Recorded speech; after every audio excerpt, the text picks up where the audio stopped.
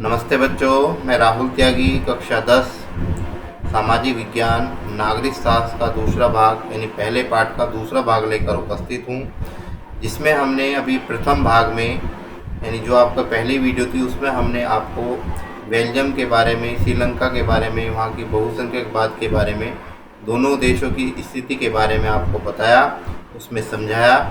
आज हम इस दूसरे भाग में क्या पढ़ेंगे बच्चों? सत्ता की साझेदारी क्यों जरूरी है, इसके बारे में हम पढ़ने जा रहे हैं। सभी बच्चे अपनी पुस्तक में देखेंगे 273 पेज पर यह आपके जो दिया गया है, सत्ता की साझेदारी क्यों जरूरी है। सत्ता विभाजन के पक्ष में या विपक्ष पर अपनी सहमति अथवा असहमति, सहमति का मतलब होता है किसी बात को मानना, असहमति का मतलब होता है किसी बात को न मानना। ठीक है, पक्ष मतलब जो अगर हम बात करें जो सरकार चलाती होती है वो पक्ष होती है, जो दूसरी सरकार जो उसी के व्यक्ति होते हैं, जो सांसद वगैरह होते हैं, जो जिसकी सरकार नहीं होती है, वो विपक्षी लोग कहलाते हैं। कहते हैं असहमति व्यक्त की जा सकती है। प्रथम तर्क के अनुसार सत्ता का विभाजन समसामाजिक स्थिति के लिए उचित है। इस प्रकार सामाजिक समूह में टकराव की आशंका कम हो जाती है, क्योंकि इस प्रकार के सामाजिक तथा वैचारिक मतभेद कालांतर यानी आने वाले समय में हिंसक आंदोलन के रूप में ले सकते हैं। आने वाला जो समय होगा उसमें भी रूप ले सकते हैं, जिसमें राजनीतिक अस्थिरता की स्थिति उत्पन्न हो जाती है। राजनीतिक जो होती है, जो भी राजनीतिक लोग होते हैं उनकी ऐसी स्थिति में उनकी अस्थिरता हो जाती है, यानी विश्वास की स्थिति उत्पन्न नहीं रहती है, यानी विश्वास नहीं रह पाता है। अतः सत्ता का भागीदारी राजनीतिक स्थायित्व और व्यवस्थाओं के लिए उचित ही है। बहुसंख्यक समुदाय अपेक्षाओं तथा आकांक्षाओं को अन्य अल्पसंख्यक समुदायों को थोपना तत्कालीन समय का स्वयं हो, यानी शायद स्वयं हो तुष्ट करे। यानी कहते हैं अल्पसंख्यकवाद और बहुसंख्यकवाद जो लोग हैं, बहुसंख्यकवाद जो समुदाय के लोग हैं, वो अलग अल्पसंख्यक समुदाय के लोगों पे कोई भी बात थोपने का प्रयास ना करें। बहुसंख्यक वर्ग आतंक अल्पसंख्यकवाद के परेशानी का कारण ही नहीं बताना, अपितु स्वयं उनकी भी विपत्ति का कारण बताते हैं या बनते हैं। कहते हैं बच्चों कि जो अल्पसंख्यकवाद है या बहुसंख्यकवाद है, दोनों के अंदर ऐसी स्थिति उत्पन्न हो जाती है कि दोनों के अंदर विपत्तियां का उत्पन्न होने का कारण बन जाता है। कहते हैं सत्ता का विभाजन लोकतंत्र व्यवस्था के लिए सही है।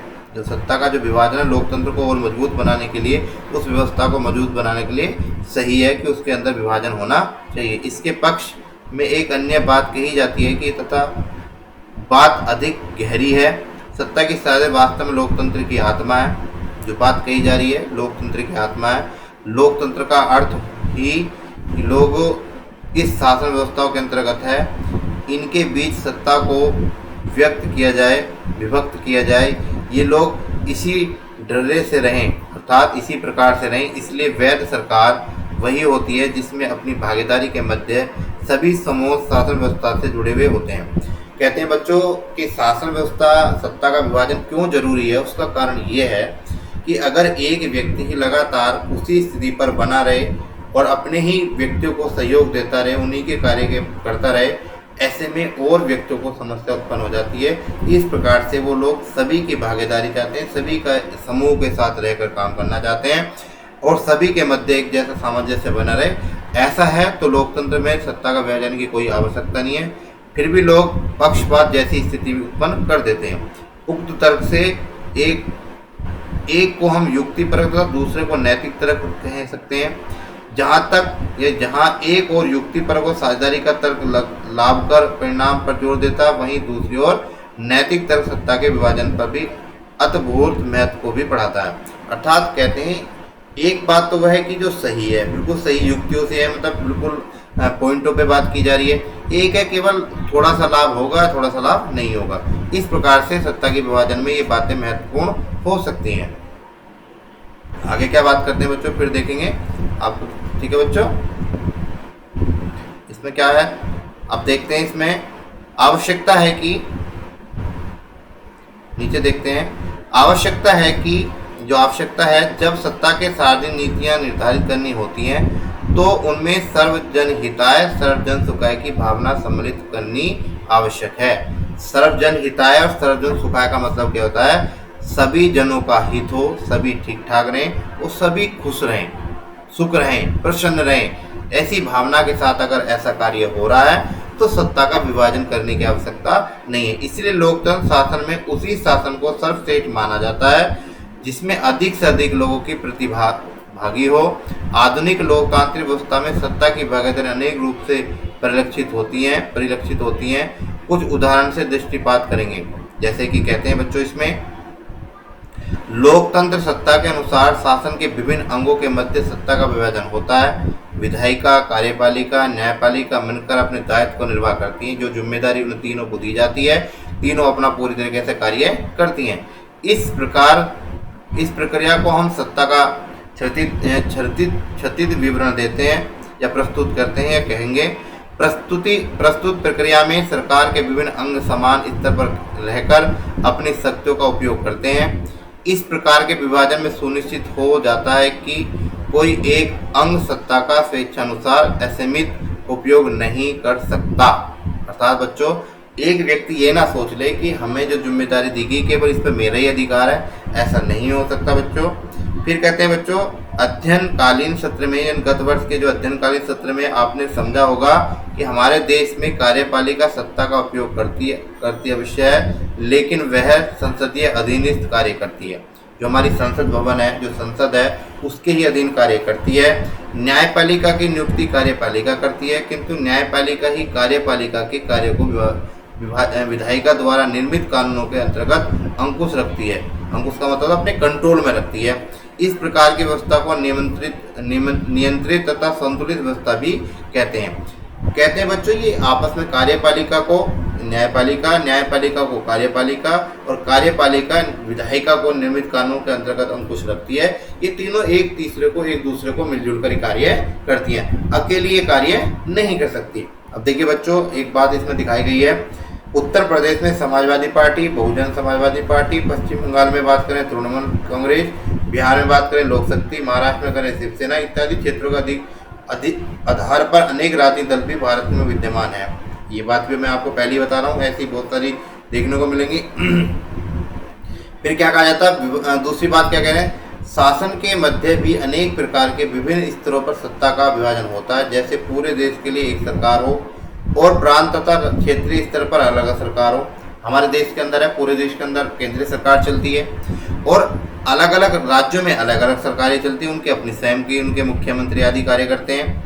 ठीक है बच्चों, संपूर्ण देश में चयनित सरकार को संघीय केंद्रीय सरकार कहते हैं और प्रांतीय क्षेत्र की सरकार को अलग अलग नामों से पुकारा जाता है, या प्रांतीय क्षेत्रीय सरकार कह लो या राज्य सरकार कह लो। ठीक है बच्चों, इस प्रकार। ठीक है, आगे कहते हैं भारत में इस प्रकार की सरकार को राज्य सरकार कहा जाता है। भारत के अंदर इन सरकारों को क्या कहा जाता है, राज्य सरकार। प्रत्येक देश में सत्ता का विभाजन एकमात्र नाम एक समान नहीं है। बहुत से देशों में प्रांतीय तथा क्षेत्रीय सरकार ही नहीं है। भारत की तरह जिस देशों में इस प्रकार की व्यवस्था है, उनके संविधान में स्पष्ट आलेख प्राप्त होते हैं। आलेख मतलब लिखा हुआ मिलता है। केंद्र सरकार तथा राज्य सरकार के मध्य सत्ता विभाजन का आधार क्या होगा। राज्य सरकार व केंद्र सरकार संबंध कभी कभी विकास के में सहायक अथवा बाधित भी होते हैं। बेल्जियम में तो इस प्रकार की कार्य प्रणाली अपना ली गई, किंतु श्रीलंका में युक्त कार्य नहीं हो पाया। परिणाम स्वरूप श्रीलंका में सत्ताहीन कौन था, जो जिनको सत्ता मिली हुई थी बच्चों, सरकार के अंतर्गत सरकार को असंतुष्ट अल्पसंख्यकों पर भारी विरोध का सामना करना पड़ा। राज्य सरकार के अधीनस्थ सरकारों के लिए भी ऐसी इकाइयां का निर्माण हुआ। नगर पालिका और पंचायतें इस प्रकार के का स्वरूप है। बहुत सारे हमारे देश के अंदर नगर पंचायत होती है, नगर पालिका होती है, ग्राम पंचायत होती है। ये सारी प्रक्रिया ये क्या होती है बच्चों, ये पूरा कार्य करती हैं। उच्च स्तर पर निम्न स्तर पर सरकारों के मध्य सत्ता का इस प्रकार का विभाजन ऊर्ध्वाधर विवरण कहा जाता है। इस प्रकार के कार्यशैली अर्थव्यवस्था के कार्यों का भी क्रियानुसार या कर्मानुसार विभाजन है, जो कि विकास के लिए आवश्यक है। बच्चों क्या है, जब हम एक क्रम से कोई चीज़ बनाएंगे, सिस्टम से कोई चीज़ बनाएंगे, तो उसमें देश के विकास कार्य में पूरा सहयोग मिलेगा। और विकास कार्य के लिए सारी प्रक्रिया हमें अपनानी पड़ती हैं, चाहे न्यायपालिका का तैयार करना हो, ग्राम पंचायतें तैयार करनी हो, नगर निगम का तैयारी करनी हो, इसके बाद राज्य सरकार हो या केंद्र सरकार हो, तीनों आपस में सबका एक क्रम से होता है। सत्ता का विभाजन विभिन्न सामाजिक समूह जैसे कि धार्मिक भावनाओं के आधार पर तथा भाषा के आधार पर हो सकता है। बेल्जियम में सामुदायिक सरकार इस प्रकार की व्यवस्था का अति उत्तम उदाहरण है। सबसे ज़्यादा अच्छा उदाहरण देखने को मिलता है, जो सबका भला करके चलती है। सामाजिक समूह से सामाजिक समूह से कमजोर, पिछड़े, अल्पसंख्यक वर्ग तथा महिला को विधायिका तथा प्रशासनिक भागीदारी बनाया जाए। इतना ही नहीं, उनकी भागीदारी तय भी होनी चाहिए। इस प्रकार की व्यवस्था में विधायिका प्रशासनिक कार्यों की भागीदारी के लिए होती है। अल्पसंख्यक समुदाय का भी सत्ता में इसी प्रकार उच्च भागीदारी प्रदान की जानी चाहिए। बहुसंख्यकवाद की तरह ऐसे अल्पसंख्यक लोगों को भी पूरी तरीके से सत्ता में सहयोग दिया जाना चाहिए, जिससे कि तरीके, नियम, निर्देश विभिन्न प्रकार से रहते हैं। सबको एक समान अगर रखा जाएगा, सबको नियम कानून एक साथ मानने होंगे।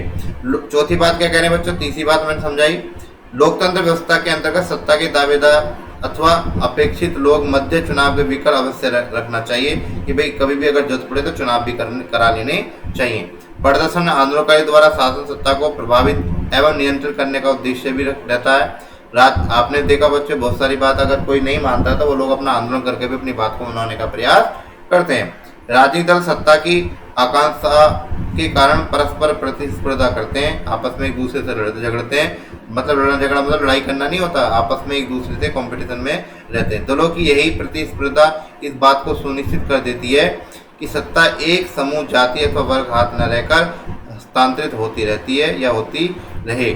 निरंतर परिवर्तन, विभिन्न राजनीतिक दल अपनी अपनी समान विचारधारा के अंतर्गत गठन यानी गठबंधन, समर्थन अथवा येन केन प्रकरण सत्ता प्राप्त कर लेते हैं। किसी भी साधन के माध्यम से लोग आपस में मिलजुल कर अपनी सत्ता स्थापित कर लेते हैं अपनी। ठीक है बच्चों, सत्ता विभाजन के कारण सरकार का संचालन करते हैं। चाहे कोई सी भी पार्टी हो, अगर उनकी बहुमत उन्हें नहीं मिलता है तो वो 2-4 पार्टी आपस में मिलकर भी सत्ता स्थापित कर लेते हैं। लोकतांत्रिक व्यवस्था में व्यापारी वर्ग, किसान, औद्योगिक मजदूर, उद्योगपति, छोटे छोटे व्यापारी इत्यादि अनेक संगठन समूह के सक्रियता हिताय कार्य करने का प्रतिबद्ध रहते हैं। मतलब उन्हें इन सब के बारे में सोचना होता है। यदि सत्ता पक्ष के द्वारा लोगों के हितों की अपेक्षा की जाए तो दबाव बनाकर वट संघर्ष द्वारा अपनी सत्ता पक्ष का मनमानी को रोकते हैं। अगर कोई व्यक्ति उनकी बात को नहीं मानता बच्चों तो वो लोग अपनी मनमानी भी कर लेते हैं। अपनी मनमानी के माध्यम से सरकार पर दबाव बनाकर अपनी बात को भी मनवा लेते हैं। इस प्रकार सत्ता का विभाजन सुशासन के लिए उपयुक्त रहता है। अगर सरकार के अंदर सत्ता का परिवर्तन नहीं होगा, एक ही व्यक्ति उस पर जमकर बैठ जाएगा तो उससे क्या है, बहुत सारे लोगों को समस्या का सामना करना भी पड़ सकता है। इसलिए बच्चों क्या कहा जा रहा है, ऐसे में सत्ता का विभाजन होना आवश्यक है, क्योंकि सभी के हित में अगर कार्य हो रहा है तो कोई आवश्यकता नहीं है। अगर सबके हित में कार्य नहीं हो रहा है तो वो वहाँ पर परिवर्तन होना आवश्यक है, क्योंकि इस प्रकार की व्यवस्था में लगभग सभी का सम्मिलित होना तय माना जाता है, जो देश की शासन व्यवस्था के लिए हितकारी माना जाता है। बच्चों सारी बातें जो मैंने आपको बताई, इसमें क्या कहा जाता है कि भाई अगर सर्व जन हिताय सर्वजन सुखाय जैसा बात रखी जाए, सभी का हित हो, सभी सुख रहें, सभी खुश रहें, सभी प्रसन्न रहें, अगर ऐसा हो रहा है तो देश के अंदर सत्ता का विभाजन की आवश्यकता नहीं है। अगर ऐसा नहीं हो रहा है तो ऐसे में सत्ता का विभाजन होता है, और सत्ता का विभाजन में क्या परिवर्तन होता रहना चाहिए। कोई भी सरकार हो, किसी के भी बारे में हो, कोई भी काम कर रही हो, अगर वो अच्छा काम करी तो उसका सहयोग करते रहना चाहिए। अगर वो सरकार काम सही तरीके से नहीं कर रही है, एक ही पक्ष का अगर एक ही लोगों का सपोर्ट कर रही है, तो ऐसे में उन लोगों को क्या करना चाहिए, उन लोगों को अपनी स्थिति के अनुसार उस सत्ता का परिवर्तन कर देना चाहिए, क्योंकि मत एक ऐसा अधिकार है जिसके माध्यम से हम शासन को यानी सरकार को भी बदल सकते हैं। इसलिए हमें अपनी सत्ता की साझेदारी यानी किसी को पावर देने के लिए या किसी को सहयोग देने के लिए हमारे पास अगर कुछ है तो वो है हमारा मत, उसका अधिकार हमें अच्छी तरीके से करना चाहिए। मैं आप सभी को बताना चाहता हूँ कि ये जो चैप्टर है वो यहीं पर पूरा होता है, और दोनों भाग मैंने आपको अच्छी तरीके से समझा दिए हैं। ये पूरा चैप्टर आपको अच्छी तरीके से समझ में आ गया होगा, मैं ऐसी उम्मीद रखता हूँ बच्चों आपसे। तभी ध्यानपूर्वक वीडियो को अवश्य देखें। धन्यवाद।